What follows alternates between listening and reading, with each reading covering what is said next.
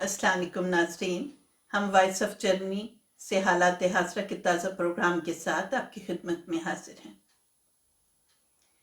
ہم آج 3 موضوعات پر بات کریں گے: وفاقی کابینہ کا اجلاس، سندھ کی 2 تنظیموں پر پابندی، ایران اور پاکستان کے سرحدی تنازع پر بین الاقوامی ذرائع ابلاغ کے تاثرات۔ آج صبح وفاقی کابینہ کا اجلاس ہوا۔ اس میں کوئی خاص فیصلہ جو پاکستانی عوام کو خوش کرنے والا ہو؟ اس سلسلے میں میری اسلام آباد اپنے نمائندے سے، جو وائس آف جرمنی کے نمائندے سلیم صاحب، ان سے بات ہوئی تھی، تو ان کی تو خبر یہی ہے کہ بھئی یہ ایک روٹین کا اجلاس تھا، جس میں جو پہلے اجلاسات میں کمیٹیاں بنتی رہی ہیں اور جو بعض معاملات ڈسکس ہوتے رہے ہیں اور وہ دوبارہ پیش ہو کے تو ان پہ فیصلہ کروایا گیا۔ مثلاً انتخابی اصلاحات کا عمل جو ہے وہ ایک عرصے سے چل رہا ہے۔ تحریک انصاف کی حکومت نے آنے کے بعد کہا تھا کہ ہم انتخابات میں اصلاحات کریں گے، اور اس پہ رائے بھی مانگی تھی، تو وہ جس میں پارلیمنٹ کی مدت تو خیر اتنی ہے، صرف یہ ہے کہ بھئی کتنے مہینے کے بعد سے پہلے پارلیمنٹ کے اراکین کو بتا دیا جائے کہ بھئی انتخابات ہوں گے۔ پھر عورتوں کے ووٹوں کا مسئلہ تھا، کچھ سیٹوں کا مسئلہ تھے، تو اس لحاظ سے وہ انتخابی اصلاحات کے لیے انہوں نے رائے مانگی تھی، تو اس میں 39 تجاویز جو ہیں وہ حکومت کو مختلف سیاسی پارٹیوں کی طرف سے، مختلف جو ہے تنظیموں کی طرف سے ملی تھیں، اور ان کے اوپر آج جو ہے وہ بحث کر کے تو اس کو فائنل شکل دی گئی ہے، اور ابھی اس کے بعد ظاہر ہے کہ اسمبلی میں پیش ہوگی، اور اسمبلی میں اگر پاس ہو گئی یا اسمبلی نے اس کے اندر کوئی ترمیم کرنی چاہی تو وہ بھی ہو جائے گی۔ اس کے علاوہ کابینہ کمیٹی برائے توانائی جو ہے، اس نے 4 اپریل کو کچھ فیصلے کیے تھے، ان پہ کچھ لیدے ہوئی تھی، تو وہ دوبارہ ان کو فائنل کیا گیا فیصلوں کو۔ اسی طرح اقتصادی رابطہ کمیٹی کا جو 6 مئی کا اجلاس ہوا تھا، اس میں جو فیصلے ہوئے تھے اس کی اب توثیق کی گئی ہے، جو تھوڑی بہت اس میں چینج کرنے کی کر کے ان کو دوبارہ پیش کیا گیا تھا۔ اور پھر وفاقی کابینہ جو ہے وہ آج کپاس کی قیمت مقرر کرنا چاہتی تھی، لیکن اس پر اتفاق رائے نہیں ہو سکا، اور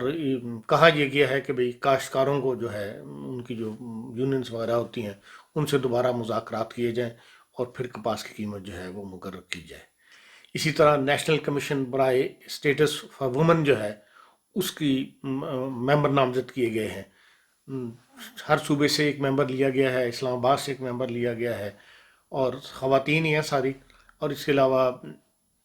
جو ہے بعض منسٹریز ہیں، جیسے وومنس کی منسٹری ہے، حقوق انسانی کی منسٹری ہے، وہاں سے بھی انہوں نے ایک خاتون ممبر جو ہے لیا ہے، کسی سے جوائنٹ سیکرٹری لیا ہے، کسی سے سیکرٹری لیا ہے، اس طرح کر کے اس کو مکمل کیا ہے۔ اسی طرح پاکستان میں جو ہے شماریات کا محکمہ جو ہے، اس کے ممبران کی تعداد پوری کی گئی ہے، وہ کافی عرصے سے کم تھی، تو ان کو بھی آج چناؤ کر کے تو وہ کمپلیٹ کیا گیا۔ اور جو اہم چیزیں جس کو ہم کہہ سکتے ہیں وہ یہ تھی کہ کراچی پورٹس ٹرسٹ جو ہے، اس میں بے قاعدیوں کی ایک رپورٹ تھی، جس کے اوپر کمیشن تو نہیں بنا تھا، لیکن فردر اس کو کسی کے حوالے کیا گیا تھا کہ بھی اس کے اوپر کھوج لگائی جائے۔ وہ ساری بے قاعدیوں جو ہے وہ آج پہنچی ہیں، اس کابینہ میں ڈسکس ہوئی ہیں، اور جس سے عمران خان صاحب کافی ڈسٹرب ہوئے ہیں کہ بھئی کراچی پورٹ ٹرسٹ کے اندر لاتعداد بے قاعدیاں جو ہیں وہ چل رہی ہیں۔ اور اسی طرح ڈاکٹر عشرت حسین صاحب جو ہیں، ان کے سربراہی میں پھر ایک کمیٹی بنا دی گئی ہے کہ بھئی ہمیں ماہرین کی ضرورت ہے پاکستان کو، اور ہمیں ماہرین نہیں مل رہے، تو وہ بیرون ملک بھی اپروچ کریں گے، اور اس میں قواعد و ضوابط بنائے گئے ہیں آج کہ بھئی انفرادی کو جو باہر سے لی جائے گی اس میں کس قسم کے لوگ ہوں گے۔ اقتصادیات کے حوالے سے نہیں، جنرل ہر فیلڈ کے اندر جو ان کو حکومت کو چاہیے بندے، اس لحاظ سے۔ اسی طرح وزارتوں اور اداروں کے اندر جو بے ضابطگیاں ہوئی ہیں تعیناتیوں کے اندر، ہر منسٹری نے اپنے بندے رکھے ہوں گے اداروں کے اندر، اس کے بارے میں ایک رپورٹ عمران خان صاحب کو ملی تھی کہ بھئی یہ کافی بے قاعدگیاں ہو رہی ہیں، تو وہ عمران خان صاحب نے اس کی کسی کے حوالے کی تھی، تو وہ اس کی رپورٹ آپ پیش ہوئی ہے۔ تو 12 وزارتوں کے اندر جو ہے وہ کھلی خلاف ورزی قانون کی گئی ہے، اور بندے بھرتی بھی کیے گئے ہیں، اور جو روٹین کے کام ہیں ان کے اندر بھی ضابطے کی کارروائی جو ہے وہ ضابطے کے مطابق کارروائی نہیں کی جاتی رہی، اور اس پر عمران خان صاحب نے سنا ہے کافی لیکچر دیا اپنے کولیگس کو، اور وہ کافی آج پریشان بھی تھے، اور یہ بات بتاتی ہے کہ بھئی خالی عمران خان صاحب یا ایک آدمی کچھ نہیں کر سکتا، جب تک کہ پورا سسٹم ایک پٹڑی پر نہ چڑھ جائے اس وقت اب یہ وہی ساتھی ہیں عمران خان صاحب کے جو یہ بھی جانتے ہیں کہ عمران خان صاحب چاہتے کیا ہیں، لیکن اس کے باوجود وزارتوں کے اندر بے ضابطگی ہو رہی ہے، تو یہ تحریک انصاف کے لیے بھی اور عمران خان صاحب کی حکومت کے لیے اچھا فعل نہیں ہے۔ اس کے سندھ میں 2 تنظیموں پر پابندی لگائی گئی ہے۔ بظاہر تو سندھ میں امن و امان کے ایسے حالات نظر نہیں آتے کہ سیاسی عمل جاری ہونے کے باوجود پابندی کی ضرورت محسوس کی جائے، پھر پابندی کی کیا وجہ ہے؟ دیکھیں، سندھ کے اندر تو اس وقت پیپلز پارٹی کی حکومت ہے، اور جب بھی الیکشن ہوئے ہیں سندھ میں پیپلز پارٹی بڑی اکثریت کے ساتھ آئی ہے، وہاں کوئی ایسی موومنٹ نظر نہیں آتی جس کو دیکھ کے بندہ کہہ سکے کہ جی یہاں کوئی بدامنی ہے یا کوئی حکومت کے خلاف یا سندھو دیش کے لیے کوئی کام ہو رہا ہو، بظاہر یہ نظر آتا ہے۔ اصل میں جے سندھ قومی محاذ جو ہے، جو جی ایم سید کی پارٹی تھی، وہ شروع سے یہ نظریہ رکھتے تھے کہ سندھ کو علیحدگی پسند تو نہیں تھے، لیکن یہ وہ چاہتے تھے کہ سندھ کے حقوق کے لیے انہوں نے بہت آگے بڑھ کر کام کیا۔ ایک تو یہ ہے کہ وہ پارٹی سیکولر ہے بالکل، اور ویسے جمہوریت پر یقین رکھتی ہے، لیکن سندھ کے حقوق کے لیے وہ ذرا حدیں کراس کرنے والے لوگ کر جایا کرتے تھے۔ لیکن یہ اس کے جی ایم سید کے بعد تو پھر انہوں نے کوئی ایسا لیڈر پیدا نہیں کیا جس کے پیچھے عوام جو ہے وہ لگ جائیں۔ اب وہ اسلم خیر پوری وغیرہ جو آج کل ان کے لیڈر ہیں، ان میں کوئی بھی اس میں بھی اتنی سخت نہیں کہ بھی وہ کسی عوام اس کے پیچھے لگے ہوئے ہوں، یا وہ کوئی ایسا لایا عمل لے کے چل رہے ہوں جو سندھ کے خلاف ہو یا پاکستان کے خلاف ہو۔ لیکن پاکستان میں پابندیاں لگنے کا سلسلہ 2001 سے شروع ہوا تھا۔ 14 اگست 2001 کو سب سے پہلے لشکر جنگی اور سپاہ صحابہ پر پابندی لگائی گئی۔ اس کے بعد پھر 14 جنوری 2002 کو جیش محمد اور لشکر طیبہ پر پابندی لگی، اور اسی طرح 28 جنوری 2002 کو تحریک جو جعفریہ ہے ان پر پابندی لگی۔ اب یہ وہ تنظیمیں تھیں جنہوں نے واقعی ملک کے اندر ایک بدامنی، قتل و غارت گری کی ہے، ایک دوسرے کو مارا ہے، شہریوں کو تفرقہ اپنی فرقہ بازی کی وجہ سے۔ لیکن سندھ میں تو اب ایسے حالات نہیں ہیں، لیکن اس کے بعد سے مسلسل پابندیاں پاکستان میں لگ رہی ہیں۔ اب ان نئی پابندیوں کے بعد جو ہے 76 تعداد ہو گئی ہے۔ سندھو دیش ریولیوشن آرمی اور سندھو دیش لبریشن آرمی ہے، ایک ریولیوشن آرمی ہے اور ایک شاید لبریشن آرمی ہے، اس طرح کر کے ان کے نام ہے۔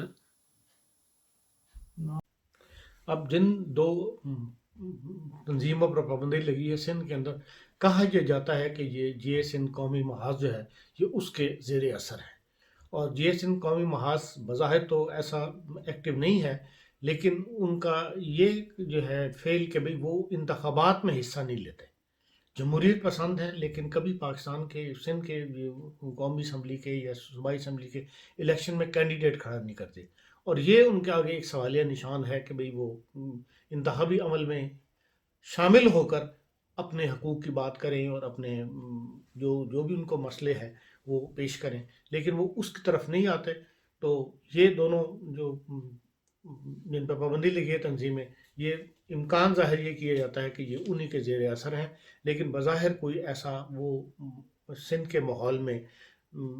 اس وقت بھی ایسی حالات نہیں ہے جس میں لگا کہ بھئی کوئی آزادی کی تحریک چل رہی ہو۔ یہ ممکن ہے کہ جو بلوچستان کے اندر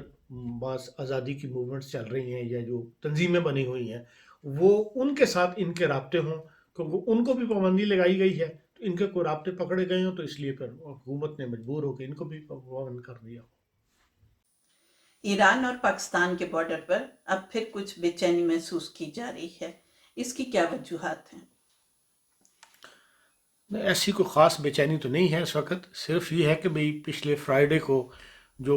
پاکستان کے فوجی مارے گئے تھے حملے کے اندر، اور وہ حملہ کیا تھا انہوں نے بلوچ لبریشن آرمی والوں نے، اور اس کی وجہ سے ایک میجر بھی مارا گیا، اور بیچارے جو بندے تھے ہمارے 6 یا 8 بندے، وہ سارے پاکستان کو، کوئی حافظ آباد سے تھا، کوئی تو تونسا شریف سے تھا، کوئی ادھر آزاد کشمیر کے علاقے سے تھا، مختلف پاکستان کے علاقوں سے وہاں لوگ تھے جو مارے گئے تھے۔ تو وہ خبر جب انٹرنیشنل میڈیا میں یا ذرائع ابلاغ میں شائع ہوئی تو وہ ساتھ اس کے یہ ہے کہ آگے پیچھے کی بات بھی وہ ضرور شائع کر دیتے ہیں خبر کے ساتھ، تو اس لیے بظاہر ایسی بے چینی نہیں ہے۔ اصل میں پاکستان کا جو بارڈر ہے، ایران پاکستان کا بارڈر، وہ 900 کلومیٹر لمبا ہے، اور اس میں ساری جگہ تو باڑ نہیں لگی ہوئی نا، جیسے افغانستان کے ساتھ ہم باڑ لگا رہے ہیں، ایران کے ساتھ ایسی سچویشن نہیں ہے، ایک چھوٹے حصے میں باڑ لگی ہوئی ہے، لیکن وہ بارڈر جو ہے وہ 900 کلومیٹر یارڈ میں، وہاں کرمنل گینگ بھی بیٹھے ہیں جو کرتے ہیں، اسمگلنگ بھی کرتے ہیں، ڈرگ مافی بھی کرتے ہیں، پھر جو ہیومن ٹریفک ہے اس کو بھی ادھر سے ادھر لے کے جاتے ہیں۔ تو اس قسم کی وہ وہاں پہ سلسلہ جو ہے وہ چلتا رہتا ہے، جس کی وجہ سے بار بار ایران اور پاکستان کو آپس میں مل کے بارڈر والوں کو گفت و شنید کرنی پڑتی ہے۔ 2017 میں جنرل باجوہ صاحب نے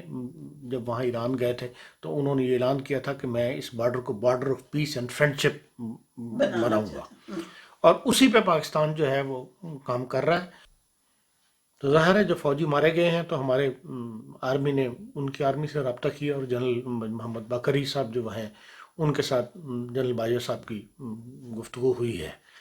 کہ بھئی انہوں نے، ظاہر ہے پاکستان نے پروٹیسٹ کرنا تھا۔ اصل میں اس کی جو رپورٹ ہے وہ ISPR نے جاری نہیں کی،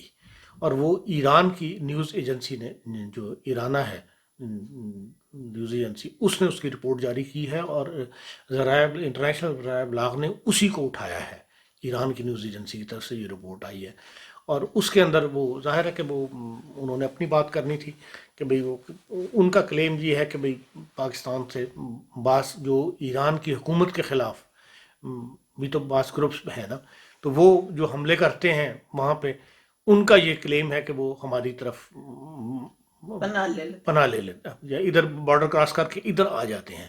اور یہ ایسا ایک دفعہ ہوا بھی تھا جس کے لیے جیش آل عدل ایک دہشت گرد تنظیم ہے، ان کے بندے بارڈر کراس کر کے ادھر آ گئے تھے، تو پاکستان آرمی نے پکڑ کے 9 بندے ان کو واپس کر دیے تھے کہ یہ آپ کے بندے ہیں، ان کو پکڑ لو۔ تو اس وجہ سے کیا نام اس کا، ابھی بھی 3 بندے ان کے ایران والوں کے غائب ہیں، اور وہ کلیم یہی کرتے ہیں ایران والے کہ بھئی ہم یہ پاکستان کی طرف ہیں، لیکن